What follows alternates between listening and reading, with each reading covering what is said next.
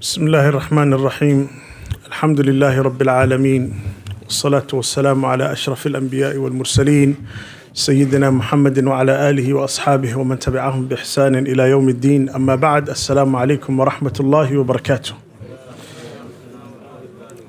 Dear brothers and sisters in Islam, as part of our after Asr reminders during the month of Ramadan, today inshallah ta'ala we are going to have the second part of the story that we have started yesterday.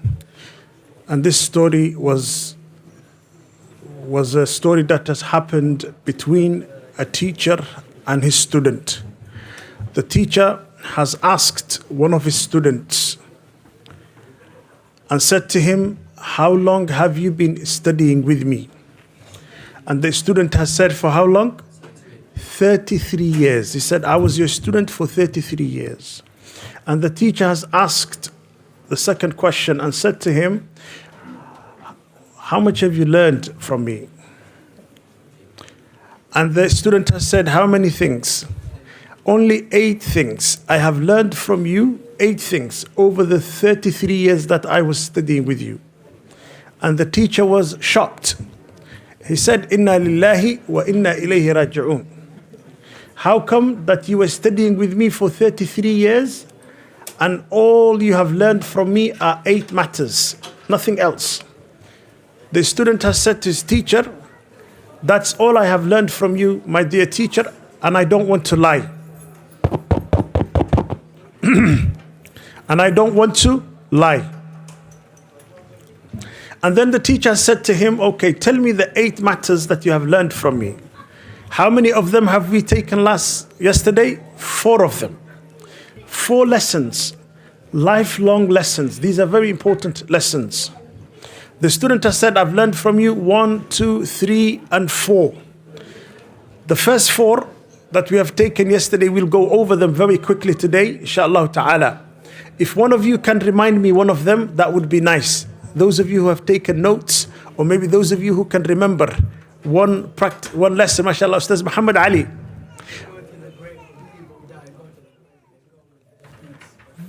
Very good. Yes, he said, when I looked at the people, each and every one of us, there is something that he or she loves so dearly.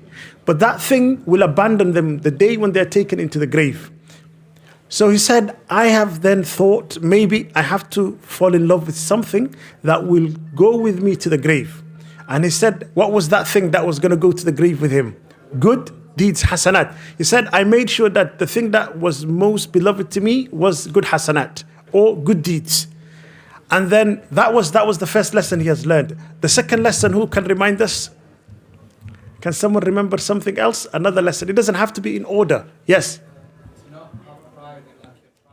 Very good. Yes, he said, I have seen people are being so proud of for example, or they have so much pride when it comes to their tribes, when it comes to the affiliation with a particular group, or let's say the lineage and so forth. He said, I thought that's not the best thing to do, because Allah said in the Quran, "Inna akramakum indallahi atqakum."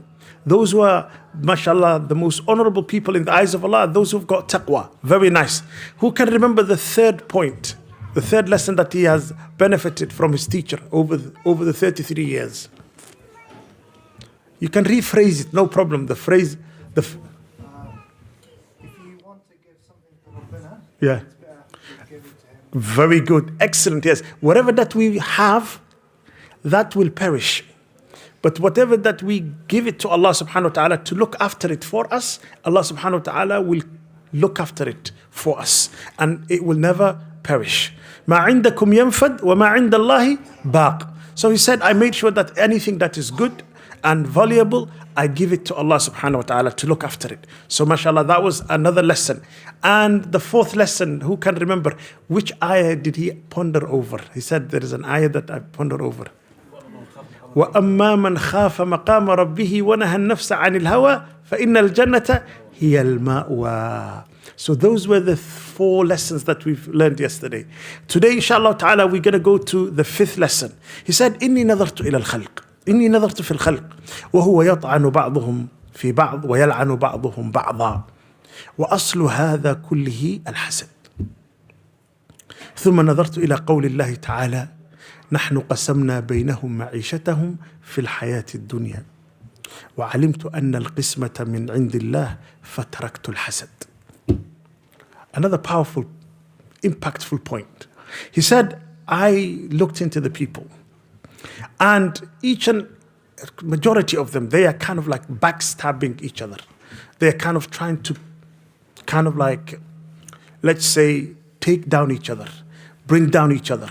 People are, subhanallah, يَلْعَنُ بَعْضُهُمْ بَعْضًا. People are cursing one another. And then he said, I looked into the verse where Allah subhanahu wa ta'ala has said, but before that he said, وَأَصْلُ هَذَا كُلِّ الْحَسَدِ. I have realized, he said, and I came to know that the source of this, cursing for example, or trying to bring people down, other people down, he said the cause of it, the main cause of it, he said, I found out and figured it out that it is hasad, is envy. And isn't that true, subhanallah?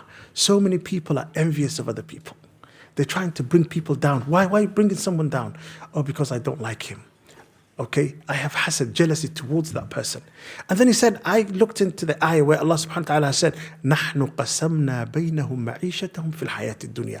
Allah subhanahu wa ta'ala, He's the one who has chosen what to give each and every one of us. Some of us will be more intelligent than others. Who has given you that intelligence? Allah subhanahu wa ta'ala.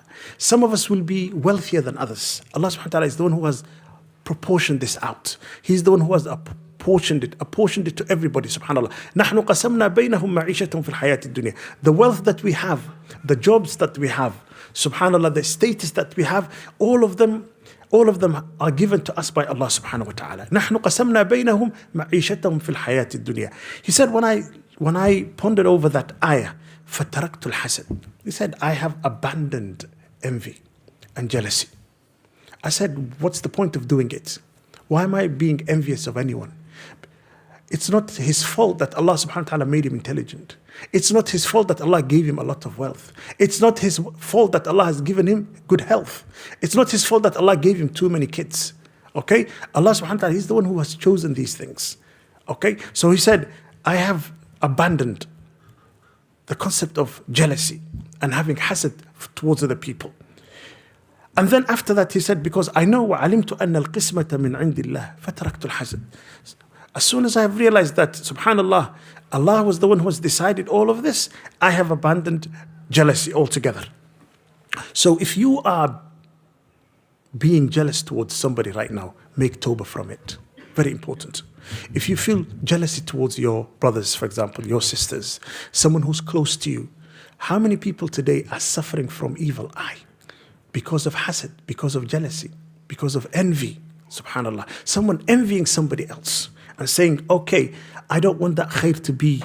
Why did Allah grant him that khair? I don't want him to be given that. It's too much. Why did Allah give this person this status? And especially the world we live in today, hasad, subhanallah, is rampant. And social media has exacerbated the matter even more than ever before. Especially these days, people, look, they will have their own social media platforms and then they will compare themselves to other people. And when they compare themselves to other people, what happens is they become jealous of other people because that person's post has got more views, for example, more likes. That person has got a lot of followers. I don't have a lot of followers. Imagine if Masjid Alfurqan becomes jealous of other masajids. And we say like, how come that they have more followers than us? How come that they have more views than us? How come that this sheikh has got more views than that sheikh? Jealousy, look, is these days, subhanAllah, the environment is so ripe. The environment, subhanAllah, for somebody, subhanAllah, expressing envy towards other people is so, subhanAllah, fertile. So we have to protect ourselves. The Prophet ﷺ, when a man came to him and said to him, Ya Rasulullah, awsini, give me advice. And the Prophet ﷺ gave him 3 pieces of advice. One of them was that, وَاجْمَعِ الْيَأْسَ مِمَّا فِي أَيْدِ النَّاسِ. Don't pay too much attention to what Allah has given to other people. Pay attention to what you have been given. Because if you pay attention to what was given to other people, you become ungrateful to Allah. You forgot all the blessings that Allah has given you. Subhanallah. How? Look at, just reflect, do self-reflection. And when you see someone who's richer than you, when you see someone who has got more status than you have, just also think about the amount of suffering that they're going through. This afternoon when I was teaching the tafsir in Somali, we came past this ayah where Allah subhanahu wa ta'ala has said, وَيْلٌ لِكُلِّ هُمَزَةٍ لُمَزَةٍ الذي جمع مالا وعدده يحسب أن ماله أخلده. Okay, sometimes rich people, like famous people, people who are very wealthy, what happens is like they feel that they're going to live forever. يحسب أن ماله أخلده. He thinks that his wealth is going to keep him alive forever. And I just gave an example and I said, look at the king, the British king right now. How long has he been waiting for to be on this kind of like sit on this throne and be considered as a king? How long has he been waiting for this? How many years? Around 70 years. Around 70 years. And now as soon as he became a king, what has happened to him? Cancer. Subhanallah. This dunya is not worth it. Subhanallah. It is not really worth it. Look at his daughter-in-law today. His daughter-in-law, Kate, what has happened to her? Subhanallah, she's young. She's married to the future king of this country. And she will be the future queen of this country if she lives that long. We don't know. Subhanallah. Okay, but Allah subhanahu wa ta'ala, نحن قسمنا بينهم معيشتهم في الحياة الدنيا. Okay, you don't need to be jealous of anybody else. Yes, these people have been given status, power, name, this, that, but they might not have what you have. Subhanallah, the health that you have today, the iman that you have, the faith that you have, subhanallah, the family that you have, the struggles, they have so much struggles, subhanallah, they're struggling a lot. They're on the spotlight all the time. These wealthy people, they can't walk anywhere. They can't just walk through the city of Manchester, go anywhere that they want to go without any security, without this and that. But you can go and walk anywhere, alhamdulillah. This is a ni'mah that Allah has given you. So why are you being jealous of other people? نحن قسمنا بينهم معيشتهم في الحياة الدنيا. And then we will move on. And especially, as I have said, we have to be very careful. And that we are not jealous of other people. Fight yourself. Fight against yourself all the time. If for example, because your soul, وَمَا أُبَرِّئُ نَفْسِي إِنَّ النَّفْسَ لَأَمَّارَةٌ بِالسُّوءِ. Subhanallah, your soul, sometimes yourself is against you. Subhanallah, it's inclined towards doing evil. Okay, so you have to fight against yourself and ask Allah subhanahu wa ta'ala to protect you from hasad. That you don't want to be harmed by hasad, neither do you want to harm other people through your hasad. So it's very important that you ask Allah subhanahu wa ta'ala to protect you from this illness, the illness of hasad. Subhanallah. If I was to ask the brothers right now, or the sisters, or those who are watching right now, I say to you, how often have you met with someone, or you have seen someone, or you sat down with someone who has been affected by evil eye, for example, or someone who's suffering, who has lost everything because of, subhanallah, the hasad of somebody? You can give me like stories after stories and say, I know this, I know that, it's happened to somebody who's from my family, and so forth. So we can list a long list, subhanallah. And number 6, we're going to move on to number 6 today. He said, إني نظرت إلى الخلق يعادي بعضهم بعضا ويبغي بعضهم على بعض ويقاتل بعضهم بعضا ونظرت إلى قول الله تعالى إن الشيطان لكم عدو فاتخذوه عدوا فتركت عداوة الخلق وتفرغت لعداوة الشيطان وحده. Look at this deep lesson also he has learned from his teacher. He said, when I looked into the people, I saw that they are, subhanallah, they kind of like, they are, subhanallah, يعادي بعضهم بعضا. There is animosity between them. And some of them are transgressing. ويبغي بعضهم على بعض. Some of them are transgressing when it comes to other ones, or some of them are transgressing the rights of others as well. ويقاتل بعضهم بعضا. And some of them are killing others as well. They're killing each other. ونظرت إلى قول الله تعالى إن الشيطان لكم عدو فاتخذوا عدوا. Indeed, shaitan is your true enemy, and take him as an enemy. And then he said فتركت عداوة الخلق. He said, I have abandoned the enmity that I had towards other people. وتفرغت لعداوة الشيطان. So I have freed myself and made sure that all of my effort I have exerted towards what? The enmity towards shaitan. فتركت عداوة الخلق وتفرغت لعداوة الشيطان. May Allah subhanahu wa ta'ala make these things easy for us. Say Ameen. May Allah subhanahu wa ta'ala help us recognize who our true enemy is. How many have we learned so far out of the 8? 6 in total. How long did it take him to learn all of these lessons? This student? 33 years. 6 of them, how long would it have taken him to learn it? Around 22 years. I have given it to you in less than 20 minutes. It's unfair, isn't it? Do you want me to give you the last 2?